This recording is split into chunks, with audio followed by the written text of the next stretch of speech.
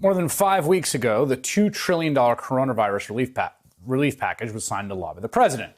And in there was a set aside, there $8 billion appropriated in aid for Native American tribal communities to battle the virus. Some of those communities have been absolutely overwhelmed by the pandemic.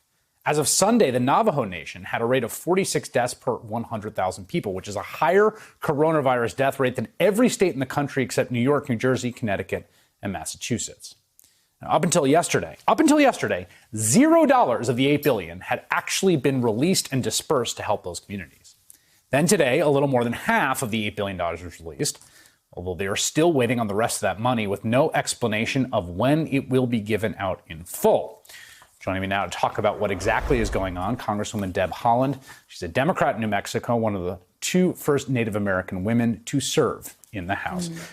Congresswoman, maybe first you can just start with the context of how this pandemic has hit Indian country, particularly the Navajo Nation. Thank you for having me, Chris. So happy to be here. Thank you for covering this important issue. So let me start here, Chris. Indian country starts way behind every other community because the U.S. government has not lived up to its trust responsibility. This is underfunding and neglect for decades and decades and decades. Some areas of the Navajo Nation you asked about don't have running water. Some tribes, their water's polluted, so they can't use it. There's some people don't have electricity. And many, many tribes don't have broadband internet service. So connecting with their hospital, with telehealth, with their kids' schools, that is absolutely something they're unable to do because of all those disparities. And so that's where we start, behind the start line, miles back. And then I want to also mention, Chris, today the president was on Facebook Live talking about how the $8 billion is the largest amount of funding that Indian country has ever gotten. And look, this should be $20 billion. That's what we asked for. That's what we fought for. The White House came back with zero. They didn't want to give tribes anything, not one dime. And so we end up with 8, and that's where we are. So I'm glad that you sort of interposed that, because I was listening to that interview in which he was sort of bragging about it, that my understanding of the legislative negotiation was the White House wanted 0, Democrats asked for $20 billion, there was a back and forth, settled on $8 billion. And then explain to me, I don't actually understand this. Obviously, the government's got a lot on its hands, it's trying to move a lot of money out the door very quickly, but speed is of the essence.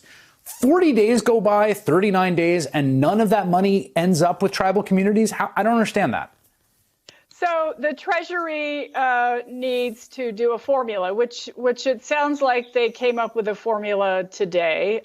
It could have been done 2 weeks ago. They could have acted sooner than they did, but we were waiting on the Treasury to do a formula. In fact, last week, Chairman Ruben Gallego from Arizona, and I wrote a letter to the Treasury saying you need to move on this. You need to make sure that you are putting this as a priority. Indian country has not gotten a thing, and people are dying.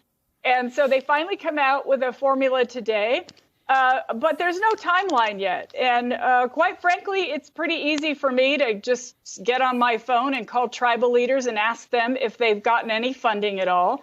And my guess would be that they haven't gotten it yet. So we're fighting for this. We're struggling for it.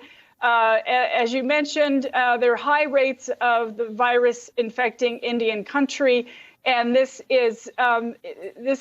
a dire need for this funding. And that's what we're fighting for.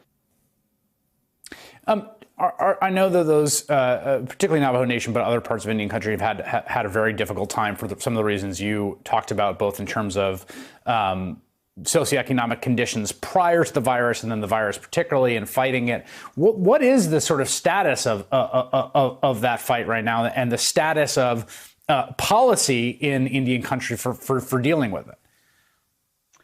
So, well, look, there are 574 federally recognized tribes in our country, and the disparities between those tribes, they're different. Some tribes have tribal clinics, right. Some don't.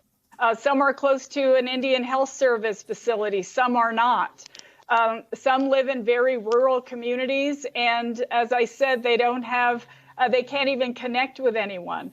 I'll tell you what's happening right now is the tribal governments themselves are stepping up. Many of them have appointed, they've started emergency task forces.